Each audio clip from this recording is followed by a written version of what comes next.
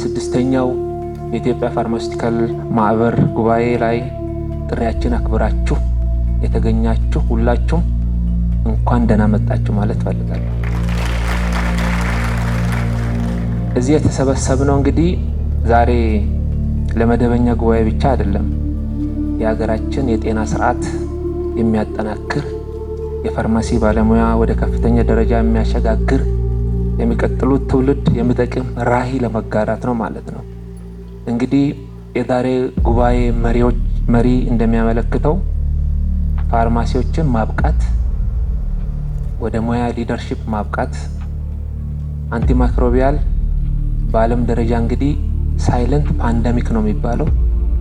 አንቲማይክሮቢያልን እንዴት አድርገን እንደምንዋጋ፣ እንዴት አድርገን ይሄን ፓንደሚክ እንደምናስተካክል ፈጠራ፣ ትብብር የያዙ የጉባኤ መልእክቶች ናቸውና ይሄ በዛሬ ዓለም የጤና ስርዓት፣ የሀገር ደህንነት፣ የኢኮኖሚ እድገት፣ የማህበራዊ ፍትህ፣ ከሁሉ በላይ ጥራት ያለው መድኃኒት ተደራሽነት ደግሞ መሰረት የሚጥሉት እዚህ ተጋብዞ የተገኙ የጉባኤ አባላት፣ ባለሙያዎች፣ አመራሮች ናቸው። ከምርምር ከፋብሪካ ከሚሰሩት ጨምሮ እንግዲህ በዚህ ረገድ ጤና ሚኒስቴር የአቅርቦት ሰንሰለቱን ለማሻሻል ተቋማዊ ሪፎርምን፣ የዲጂታል ሽግግርን፣ የአቅርቦት ሰንሰለትን፣ የሰው ኃይል ልማትን በዓለም አቀፍ አጋርነት አበረታቶች ውጤቶች እየመጡ መሆኑን ይታወቃል።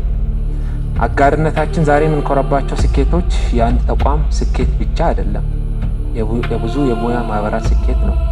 የብዙ ተቋማት የጋራ ስኬት ነው።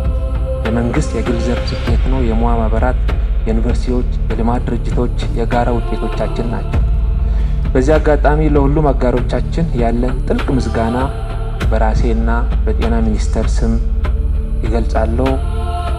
ክብሯና ክብሯት የፋርማሲ ሙያ የመድኃኒት ማቅረብ ብቻ አይደለም። ቅድም ሰለሞን እንደተናገረው ከአንድ ፋርማሲ መድኃኒትን ከማደል ባለፈ ምርምርን፣ ፋብሪካን በመገንባት በማስተዳደር አቅርቦት ሰንሰለትን በማስተዳደር ደረጃ የሚሰሩ ባለሙያዎች ናቸው። የህይወት ጥበቃ ነው፣ የህክምና ጥራት፣ የታካሚ ደህንነት፣ የምርምር እድገትና የሀገር ልማት ዋና አጋር ናቸው። የፋርማሲ ባለሙያ በእያንዳንዱ ጤና ማህበረሰብ ጀርባ ያለ የማይታይ ግን ጀግና ባለሙያዎች ናቸው ማለት ነው።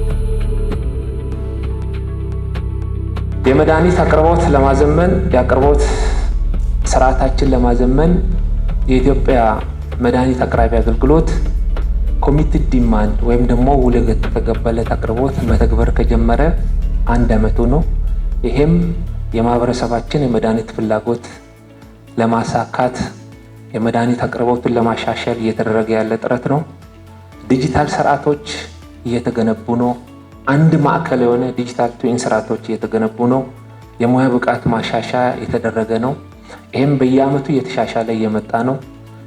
እንግዲህ ዘንድሮ እንደምታውቁት የፋርማሲ ቤዝድ ኢሙናይዜሽን ሰርቪስም እንደ ላውንች ተጀምሯል። ይህ እየሰፋ የሚሄድበት ነው። ከሁሉ በላይ ግን ዘንድሮ የተሰራው የአገር ውስጥ አምራቾችን የማበረታታት የማጠናከር 6 የነበሩ ጂኤምፒ ያላቸው 6 ፋብሪካዎች አሉ። አሁን ፋርማኪውሪ እንዳለ 7ኛ እያገኘ ነው።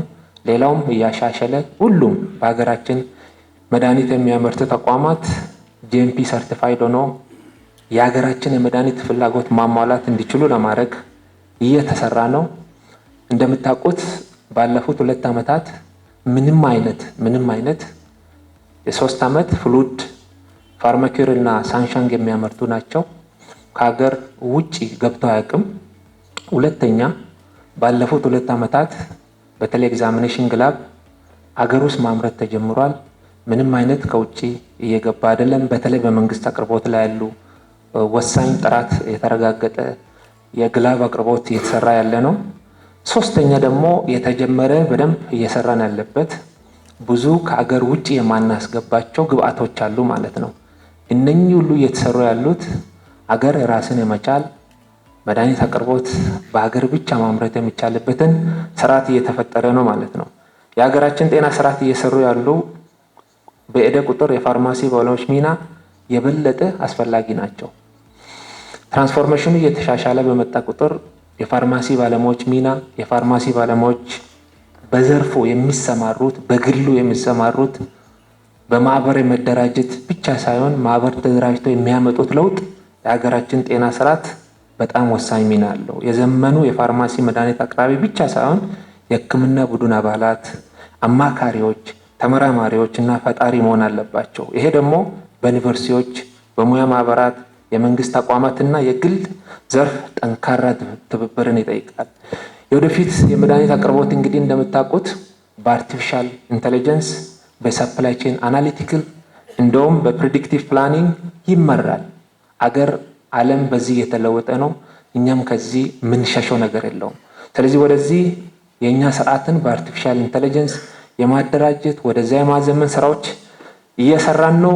ጅምሮቹ የሚበረታቱ ናቸው። ዛሬ የተሰበሰብነው እንደ ማህበር ብቻ አይደለም።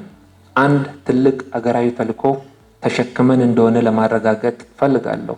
ይህም ተልዕኮ ጥራት ያለው መድኃኒትን ለጊዜ በትክክለኛ ቦታ ለማህበረሰባችን ማድረስ ነው። በዚህ ጉዞ ውስጥ የፋርማሲ ሙያ የወደፊት ጤና ስርዓት ወሳኝ ኃይል ሆኖ ይቀጥላል። እኛ የምንገነባው የመድኃኒት ስርዓት ለዛሬ ብቻ መሆን የለበትም፣ ለነገ ትውልድ የሚጠቅም ውርስ መሆን አለበት። ስለዚህ በጋራ ስንሰራ፣ በጋራ ስናስብ፣ በጋራ ስንፈጥር ኢትዮጵያ በአፍሪካ ተመራጭ የመድኃኒት አቅርቦት ስርዓት ያላት ሀገር ማድረግ እንችላለን። ማህበራችን የተቋቋመበትን ዓላማ ለማሳካት በዚህ ዓመት በርካታ ስራዎችን አከናውኗል።